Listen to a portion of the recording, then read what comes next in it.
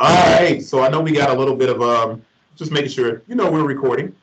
Everybody, we're back, part three, and this one I'm going to actually share a screen and ask a few questions. So if it looks a little bit weird on the video, I apologize. So let's get to it. What we're going to get into is a few questions from YouTube for you, Noah.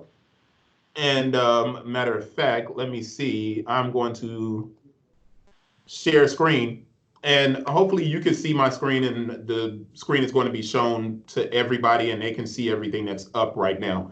So here's the mock drawing, but here are the questions that were asked. um, Giant Push asked me, am I making a custom shoe, and or is it a bulk order? I told him it's a custom shoe, it's only one. And he asked about the initial setup and how much for each one. But as you guys can see over here on the screen, that's what it is. So let's see. He's asking in particular, I'd like to know how a bulk order would work. Or if I create a design, would it be available for others to purchase? So I wanted everybody to see that. Then I'm going to stop sharing. Up here at the top, you'll see the mock draft, and we're going to get to the mock drawing for the design that Noah's worked on for me. So I'm going to stop sharing, and I'm going to let Noah take over and answer those questions. Yeah, so in terms of that guy's questions, what was his name again?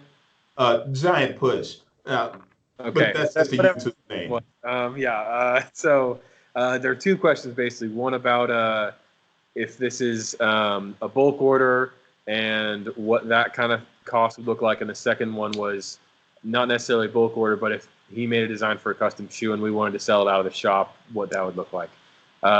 For this one with Chris, obviously what we're doing is a custom shoe. That's a one-off. That's the $400 price level of custom shoes is where we start with those. And so this is just going to be a one-of-one that we're going to be making for Chris here based on his design. If you want to do something like a line that we build for you, we could either do something collaborative or something fully white labeled where it's just us manufacturing the shoe for you. And that has a lot of, that price could really vary depending on what type of shoe you're talking about. We could talk about the difference between a sandal and a cowboy boot. Like the cost is just going to, and everything in between, the cost is going to vary a ton. So it tends to be, development kind of starts around 1,000 to 2,000 depending on that stuff. And then obviously price comes down to just the cost of having it made with a little bit of a margin so that we're making some money for the business, actually making the shoe for these people.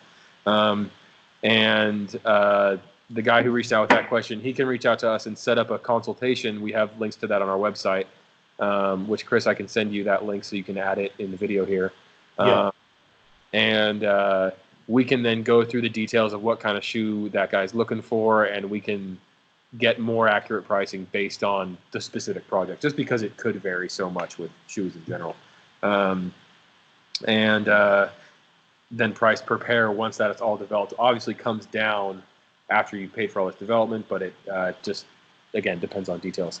The other question about designing something and having it sell either on our website or out of the store, our current golf shoe is an example of that. A friend of ours, Justin, who runs this small golf company called Number 33, he came to us and wanted to make a golf shoe. We designed something together, and we didn't have a golf shoe in our line, so we thought it'd be cool to bring it in. And he had the option of paying for development and then taking a percentage for each of the pairs, which was obviously negotiated on a per project basis. He could do that, or we would cover the development, and then after a certain amount of pairs were sold, he starts taking that percentage that was negotiated. So there are a couple options there in terms of if we design something that's unique enough that we want to add it onto our line with somebody, that we could then give them a percentage based on whether they want to pay up front for the costs or wait until a certain amount of pairs has sold where that cost gets covered. And it's just, again, per project based on what each person's looking for. All right, real quick question before we jump over to the mock draft, the mock drawing of the shoe that I'm getting made for myself. The minimum order quantity for a bulk. If someone reached out to you guys, what's the smallest order that you can do? What's the largest order that you can do? We're really lean and mean here, so we can do something really small or we can do something really big. We've done stuff for people that's less than 20 pairs, and we've done stuff that's basically sending it over to the factory that we make our larger lines at as well that can do, whatever quantities we're interested in.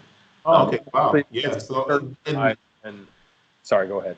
Well, of course, the pricing is going to vary based on what type of shoe it is and how it's made. So the simpler the shoe is, the lower the pricing will be. But it's not going to be China pricing where you think you're going to get a shoe for $30 made. That's just not going to Yeah, happen. absolutely.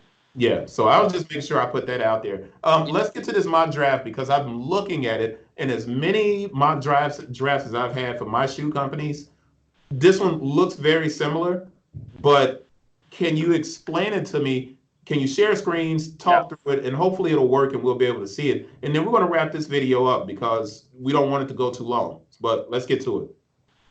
All right. So let me pull you up here. Can you see all that there? Yep, I can see it.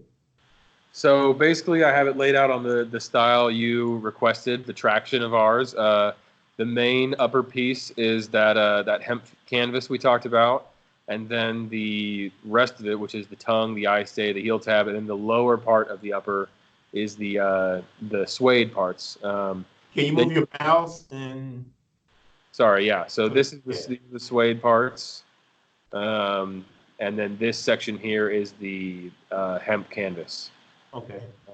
And we'll have a cross stitch going up where these two patterns interact. We'll have a cross stitch overlapping that with our accent stitch. Should turn out really cool. Oh, real quick, Here, because the branding on it, on the side of the shoe, the Community Made logo, can you actually put the Community Made logo at the heel counter? We have it on the heel tab here. No, I see that, but from the side of the shoe, if somebody looks at the shoe from the side of the shoe, right now it doesn't have branding. And when I think about no branding, I automatically think about the knockoffs with Allbirds and Amazon, and that scares me. And I prefer that the Community Made shoe, that your circle logo was at the heel. Can you put that at the heel? Are you saying like on the side of the heel or on the back of the heel? On the side. So Yeah, from the side of the shoe, people look at it, they'll be like, "Yo, what's that logo?" Yeah, so we can basically take the little logo in here, like you're saying, if I can pull it away, which is not pulling away. And we can take this and pull it in. Are you thinking on the hemp or on the suede down here? It would be easier on the suede, wouldn't it? It will look better on the suede than on the hemp. Yeah, definitely on the suede, but I really want that community logo on the shoe on the side. So it'll be on the back, it'll be on the tongue, and that's for marketing purposes. So when I wear it, people see it, then they'll be able to see that logo that's on the side of it. I was going to put my logo, but I'm not making shoes anymore, and I don't care about my brand as far as making footwear anymore. I don't care about that, but I do care about the Community Made brand, and having that logo there will save a lot of time and energy. Yeah, so how's that placement look there? Yeah, I think that's perfect. Perfect. That's I'll perfect. add in here about that. Cool. Yeah, yeah. So I'm trying to look, and the sizing, true to size, right? Yeah, we do fit true to size. Because I'm used to seeing men's 13. My bad, I keep cutting you off. I'm used to seeing men's 13 as a 47. Yeah, right now this isn't the European sizing here isn't exactly up to date. I need to update that stuff. You know what? That's European, and I'm thinking Chinese. Sorry about that, but yeah, so it is right. 46-13 is right. Yeah, cool. So I'll add that in here. Under 13, true to size. And we also, for people who are interested in like verifying that sizing beforehand, we could send multiple pairs to make sure that the sizing is right before having the shoe made, just to ensure that like people don't spend $400, 2 weeks go by, then they get a shoe and it doesn't even fit them. So we definitely have processes to make sure that it'll fit and to size people beforehand. Even if they're not able to come into our shop, we can fully do this at a distance. Okay, cool. So I understand everything. Let's get ready to cut this one short. We're about at 9:33, and I think people are staying and watching the majority of it. I'm going to look at the statistics on the video, but you don't have to share a screen anymore. We can go ahead and get ready to wrap this up and move on to the next day. And we're getting close to the production process now, right? Yeah, we're super close. We can get the materials set aside, which like we talked about, we'll use that hemp and the suede tan, and We can get the material set aside, and one of our guys will start cutting and stitching the uppers tomorrow, and we'll get a pattern piece made for that toe area. And yeah, I mean, in the next few days we'll be moving. And so basically at this point, what happens is we've confirmed the mock-up with the spec sheet. And so from this point, it takes about 1 to 2 weeks, depending on just the design specs. And so now we're kicking that off, and I'll hand it off to one of our guys. He'll get started on one step, hand it to another guy to do the other step, and so on and so forth. All right, sounds good. Yeah. I think that's it. I'm going to put everything in the description again, all of the contact information. I appreciate Noah for taking the time to do this one more time, and the next time it'll probably be shorter because we'll be going into the production process. So the next video won't be as long. I'll keep saying that, and then I'm like lying, and it gets really long again. But I appreciate Noah for talking with us. Those of you who are following along, please send me questions, and I will give them to Noah, and we'll answer them on the camera, and we'll continue to document this whole process. Anything you want to say? No, we're all good. I think that's everything. Good. All right, very cool.